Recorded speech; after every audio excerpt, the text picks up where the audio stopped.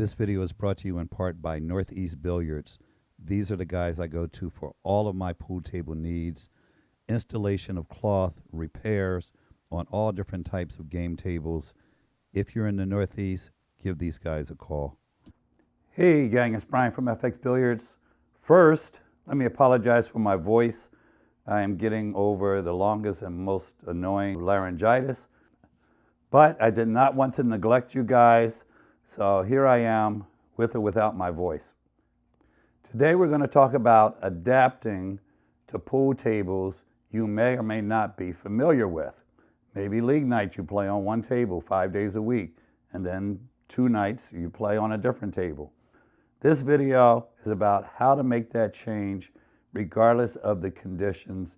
5 things that you can do to adapt to going from one type of table conditions to another type of table conditions. So let's get started.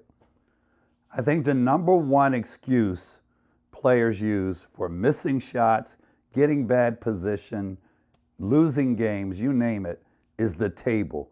All of a sudden it's the table that makes you shoot too far, miss shots, etc.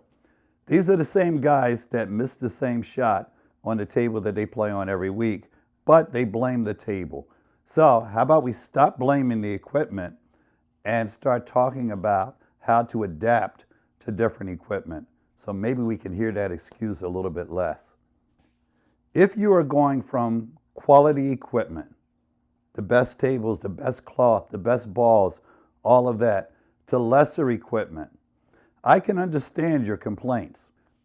If you have to adjust to a downgrade in equipment, worse cloth, unlevel tables, different types of pockets, that's understandable.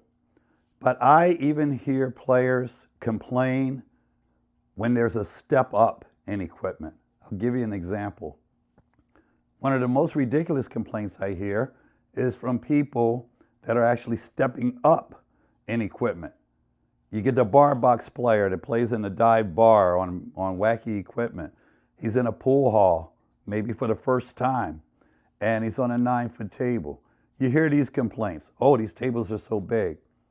That's what they're supposed to be. Oh, the cloth is too fast. That's what good cloth is supposed to be. Oh, these pockets are too tight. You're playing on loose pockets all your life. You don't know what the pockets are supposed to be like. So tip number 1, learn what quality equipment looks like. Get on it, even if it means you travel a little bit further or you pay a little bit more to practice and play on quality equipment. Also, in the same note, practice on what you're going to be playing on. Most of you these days are going to be playing on relatively decent equipment. Now, this is a regional thing. I live in the Northeast, and there are tons of 7-foot and 9-foot diamond tables just about everywhere you go, and most of them are going to have Andy, Simonis, or Predator cloth on them. Now, I only play with Predator Arcadia cloth, which is, in my opinion, the best in the world, not just because they sponsor me, but I can put anything on my table I want, and this is all I've used for the last 6 years. One of my proteges from Jamaica, who might be the best female player on the island, sent me a text a couple weeks ago. She was at a tournament in Barbados, and the equipment was different than what she's accustomed to playing on in Jamaica. Faster cloth, new cloth, maybe even a different type of table. But she already played on quality equipment, and now she's also going to quality equipment, but with different type of cloth. So what do? You do some tests. You only need to take 5 or 6 shots at a pool table to know what the cloth is doing. If 15 minutes into your match you're complaining about the table, check yourself. Problems probably in your stroke, your attitude, your inability to make shots, probably the same things that bother you on your regular equipment. 15 minutes, you should have that table mastered. First thing you can do, simply lag. Lag a cue ball, one end of the table to the other. You're trying to come as close to this rail as you can. If you're going long, you're probably on faster equipment than you're accustomed to. If you're coming short, you're probably on slower equipment. If your lag looks like that, you're probably accustomed to the speed of the cloth. Number 2, shoot a series of stop shots. If you're able to shoot a perfect stop shot on your favorite table, and you can't shoot a perfect stop shot on the new equipment, what is the cue ball doing? Is it rolling forward? Is it rolling backwards? If you have a stop shot and the cue ball is rolling backwards when you shoot what should be a perfect stop shot, chances are the cloth is faster than what you're accustomed to, so you're going to need to adjust. This cloth is brand new. I mean, less than a month old. The first day I had this table recovered, all of my stop shots looked a little bit like this for at least the first 10 minutes until I adjusted. If the ball is coming back, the cloth is faster than you're accustomed to. Most of you are going to have issues on stop shots and draw shots when it comes to speed. If you're over following the ball, yes, we can blame the cloth, the difference in the cloth for that, but most of you are over following and overdrawing because you hit the ball too hard. If you're hitting the ball too hard on your home equipment and you're over following or overdrawing on the different equipment, that's your fault. It's not the equipment. Please stop blaming the equipment for what you're doing wrong everywhere you play. Oh, these pockets, I hear it all the time. They're too tight, they're too rattly, they're too deep, whatever the case.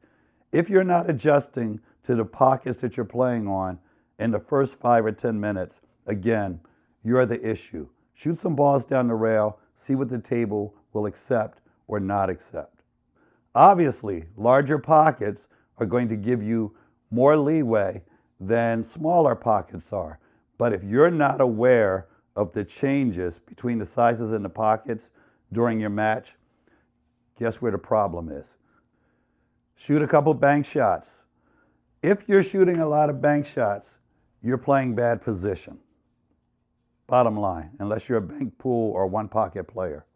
But just so you have an understanding, if we shoot a bank shot and the ball is falling short, we are probably on faster, more responsive rails. The same shot on a 9-foot diamond table that you take on a Gold Crown 3, for example, is going to have a different outcome. That same shot that landed here would land here on a Gold Crown. So what you know is that you have to increase your angle when you shoot your bank shots. Now, I don't want you guys shooting a lot of bank shots, but shoot a couple so you get a feel for what the rails are doing.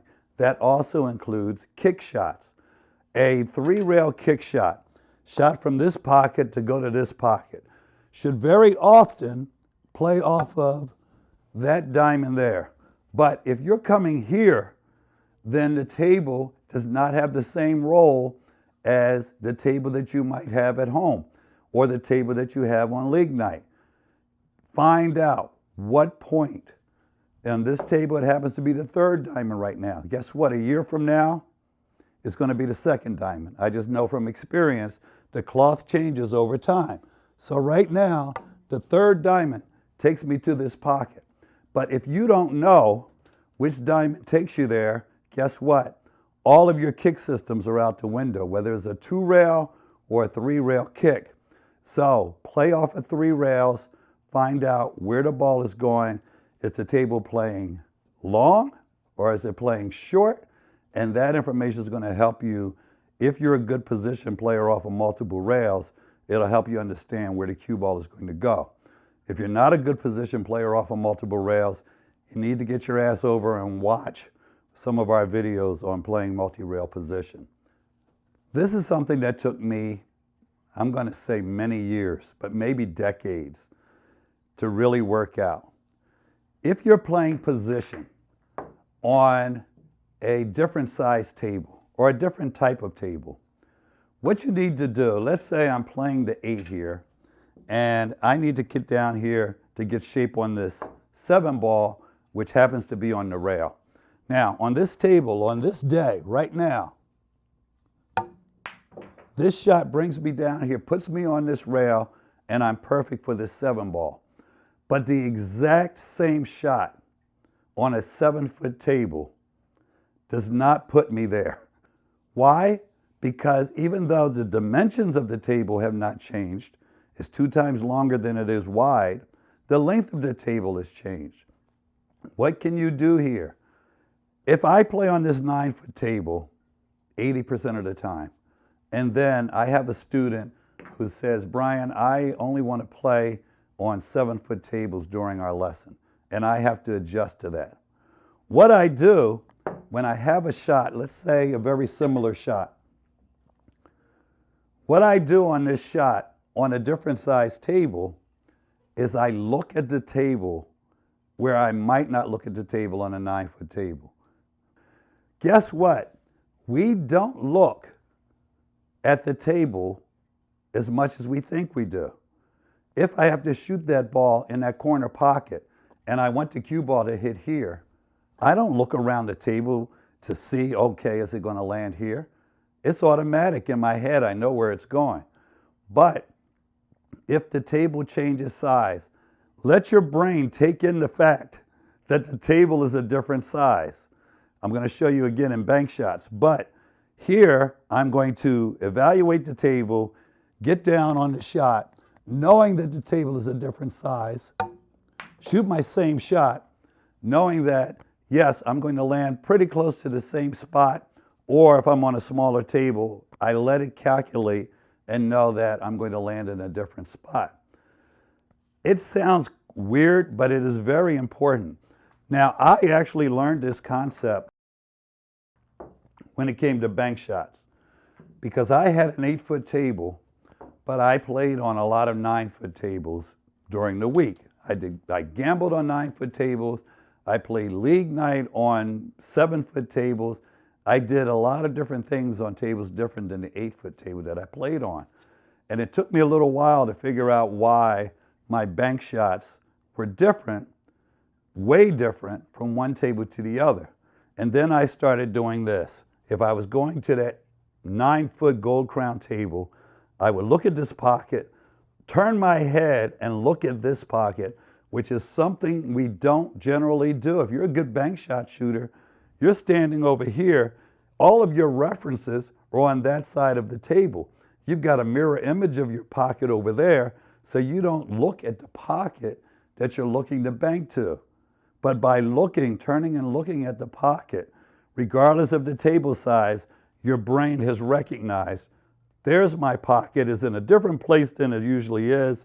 So now when I get down on it, I'm sending the ball to that place. So very simple, very strange in many ways, but turn and look at the pocket. It'll change your life. Now, moving in line with the shot, playing better position, all of those things we could add to this list, but I'm going to give you number 5, Reader's Digest version. Understand the capabilities of angles in the cloth and your stroke and what physics will actually allow you to do. How many of you know this guy?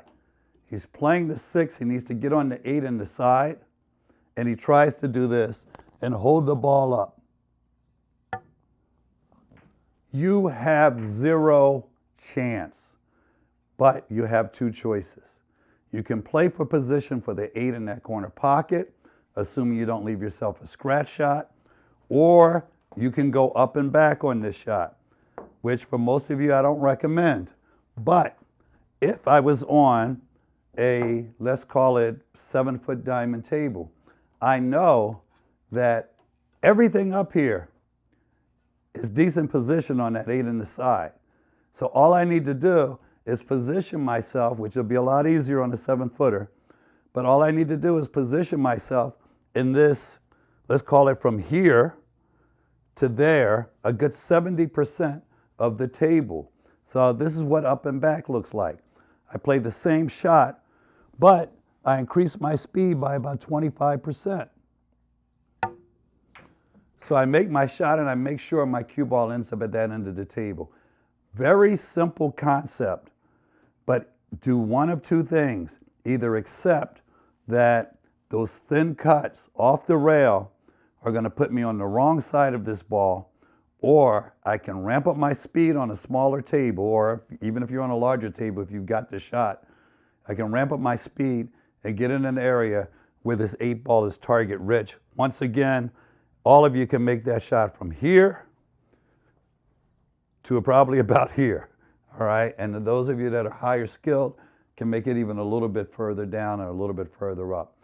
But understand the capabilities of your shot, the table, and the fact that you're coming off of rails. Thanks for watching. Thanks for putting up with my voice. You guys have a great day. Hit me in the comments. Give us a thumbs up. Don't forget to subscribe, and I'll talk to you soon, probably with a better voice.